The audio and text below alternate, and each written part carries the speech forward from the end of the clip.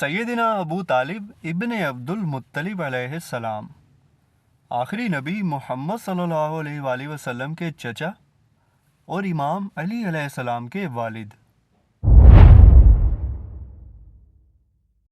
अबू तालिब इब्न अब्दुल मुत्तलिब अलैहिस्सलाम।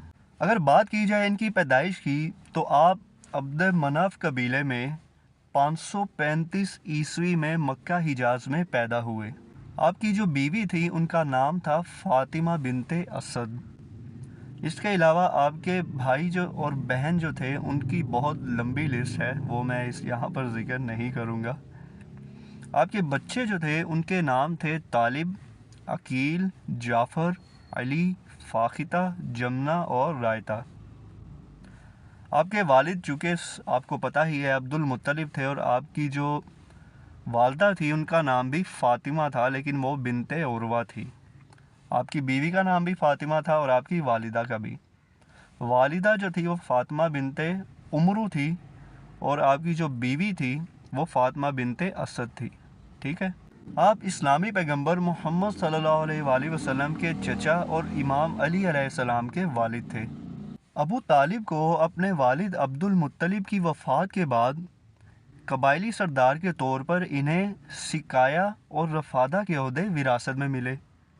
मक्का में इनकी बहुत ज़्यादा इज़्ज़त की जाती थी क्योंकि ये बनु हाशिम कबीले से थे और इनके वालिद जो थे अब्दुल मुत्तलिब उनका भी बहुत बड़ा मुकाम था मक्का में, तो उसी वजह से इन्हें भी बहुत ज़्यादा इज़्ज़त की निगाह से लोग देखते थे और इनकी बहुत इज़्ज़त करते थे। सुन्नी उलमा के अमूमी इत्तफ़ाक़ के मुताबिक और जो कि सच है कि अबू तालिब ने कभी इस्लाम कबूल नहीं किया। ये बात सच है, इसमें कोई शक नहीं है। इब्तदाई ज़िंदगी की अगर बात की जाए तो अबू तालिब जो थे वो 535 ईस्वी में हिजाज के इलाके मक्का शहर में पैदा हुए।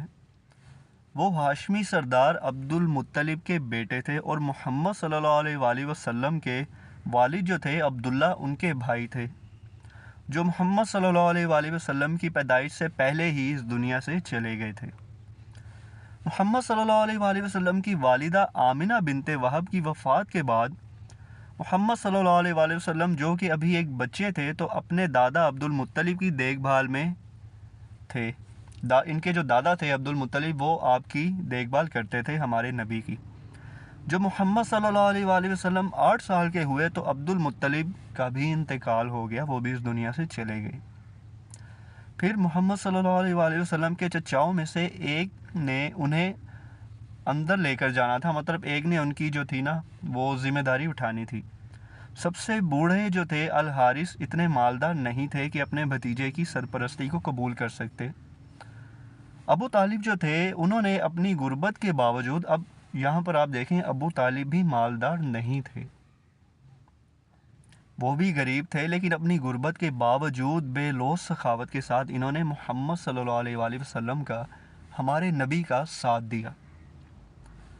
अगरचा अबू तालिब जो थे वो आज़मीन हज के सिकाया और रफदा खाने और मशरूबात फराहम करने के ज़िम्मेदार थे। वो गुर्बत में रहते थे।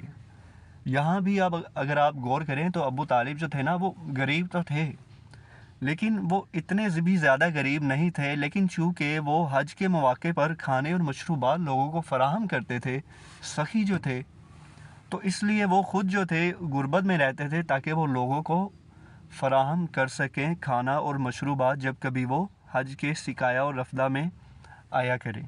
ठीक है। हमारे नबी जो थे मोहम्मद सल्लल्लाहु अलैहि वसल्लम वो अपने चचा से बहुत ज़्यादा मोहब्बत करते थे और बदले में अबू तालिब भी उनसे बेहद मोहब्बत करते थे। एक बार अबू तालिब को एक होनहार शायर के तौर पर याद किया जाता है।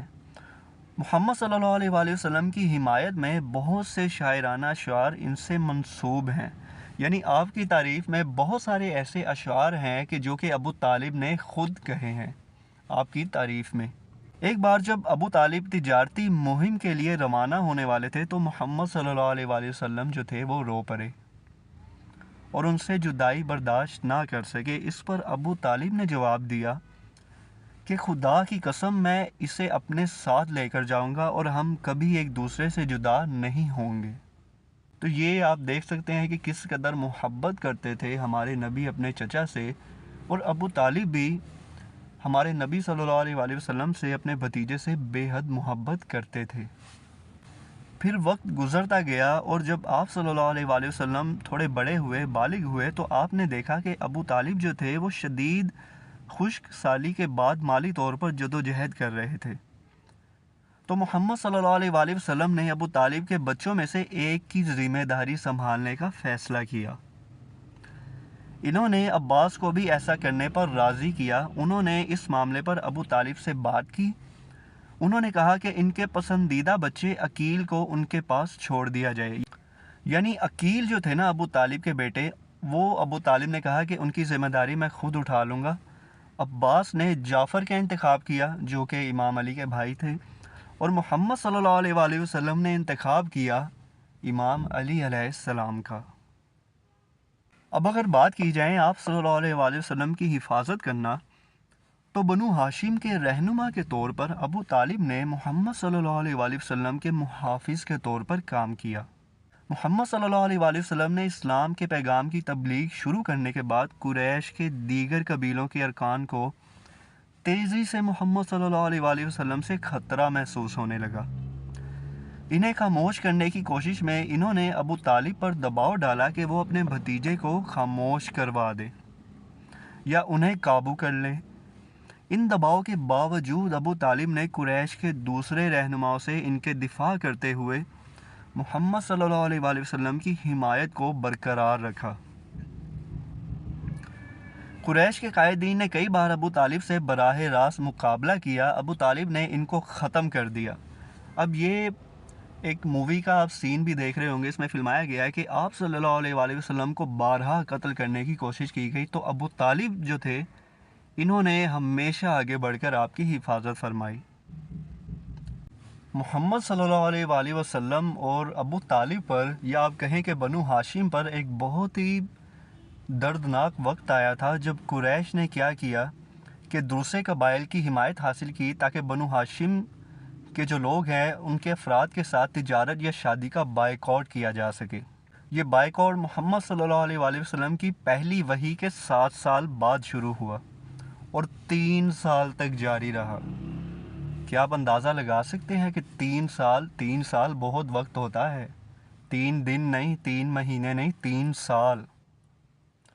مقصد یہ تھا کہ ہاشمیوں پر دباؤ ڈالا جائے اور یہاں تک کہ انہیں بھوکا مارا جائے، معاذ اللہ۔ یہ اس قدر مشکل وقت جو ہے نا، آپ دیکھیں کہ شروع کے مسلمانوں نے ہمارے نبی صلی اللہ علیہ وآلہ وسلم کے ساتھ کتنا مشکل وقت دیکھا ہے۔ سلامتی کی خاطر بنو ہاشم کے بہت سے لوگ ابو طالب کے قریب چلے گئے اور وہ جگہ ایک یہودی بستی کی طرح بن گئی۔ اس کی وجہ سے غیر ضروری مشکلات کا سامنا نہیں کرنا پڑا، کیونکہ بہت سے لوگوں کے خاندان دوسرے قبائل میں تھے جو انہیں سامان سمگل کرتے تھے۔ ابو طالب کے بھائی یہ جو ابو لہب تھا نا، یہ بڑا خبیث تھا۔ ابو لہب نے اس مسئلے پر قریش کا ساتھ دیا۔ وہ قریش کی حمایت کا مظاہرہ کرنے کے لیے عبد الشمس ضلع کے ایک گھر میں چلا گیا۔ اس کا خیال تھا کہ معاذ اللہ محمد صلی اللہ علیہ وآلہ وسلم جو ہے وہ پاگل ہو گئے ہیں یا دھوکے باز ہیں۔ یہ ایسا خبیث شخص تھا۔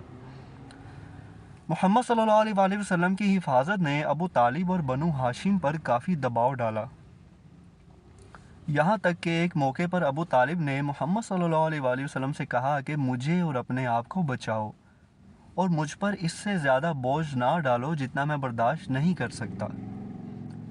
اس پر ہمارے نبی صلی اللہ علیہ وآلہ وسلم نے جواب دیا، اے چچا، خدا کی قسم اگر وہ میرے داہنے ہاتھ میں سورج اور بائیں ہاتھ میں چاند رکھ دیں کہ میں اس وجہ سے انکار کر دوں، تب تک میں ایسا نہیں کروں گا جب تک کہ خدا اس کی تصدیق نہ کر دے۔ اپنے بھتیجے کے جذبات کو دیکھ کر ابو طالب نے جواب دیا کہ بھتیجے جاؤ اور جو چاہو کہہ دو، خدا کی قسم میں تمہیں کسی وجہ سے ہرگز ان کے حوالے نہیں کروں گا۔ اس لیے ہم ابو طالب کو ابو طالب علیہ السلام کہتے ہیں، کیونکہ آپ نے ہمارے نبی صلی اللہ علیہ وآلہ وسلم کا اس قدر ساتھ دیا ہے کہ اتنا کسی نے نہیں دیا، اور آپ کا ساتھ بھی انہوں نے اس مشکل وقت میں دیا ہے جبکہ بہت سارے لوگ جو ہیں وہ نہیں کر سکتے تھے جو کام ابو طالب نے کیا۔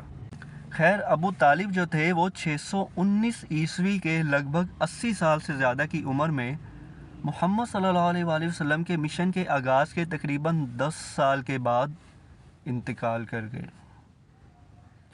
اس سال کو محمد صلی اللہ علیہ وآلہ وسلم کے لیے غم کا سال کہا جاتا ہے، کیونکہ نہ صرف ان کے چچا ابو طالب بلکہ ان کی اہلیہ ختیجہ بنت خویلد بھی ابو طالب کے 1 مہینے کے اندر انتقال کر گئی۔ اس سال کو غم کا سال کہا جاتا ہے کیونکہ آپ صلی اللہ علیہ وآلہ وسلم کے چچا اور آپ کی بیوی ختیجہ سلام اللہ علیہا بھی ابو طالب کے 1 مہینے کے اندر انتقال کر گئی۔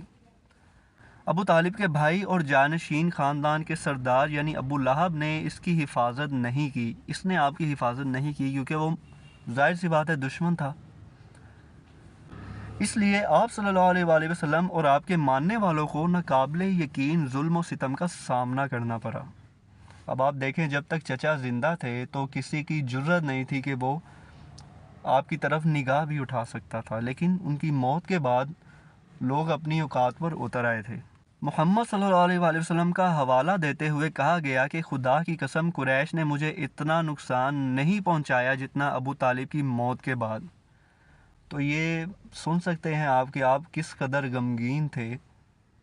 دیکھیں جب ایک شخص آپ کے پیچھے موجود ہوتا ہے نا، جو کہ آپ کے والد کی طرح تھے ابو طالب، اور ہمیشہ انہوں نے آپ کا ساتھ دیا، ہر مشکل میں آپ کے ساتھ کھڑے رہے، اور پھر جب وہ اس دنیا سے چلے گئے تو آپ نے فرمایا کہ خدا کی قسم قریش نے مجھے اتنا نقصان نہیں پہنچایا جتنا ابو طالب کی موت نے مجھے پہنچایا ہے۔ قریش کے ظلم و ستم سے بچنے کے لیے مسلمان حبشہ اور پھر مدینہ منتقل ہو گئے۔ ابو طالب کی جب موت کا وقت آیا تھا تو ہمارے نبی صلی اللہ علیہ وآلہ وسلم ان کے پاس موجود تھے، تو آپ اپنے چچا سے کہتے رہے کہ چچا آپ اسلام قبول کر لیں، کلمہ پڑھ لیں، میں اللہ کے ہاں آپ کی سفارش کروں گا۔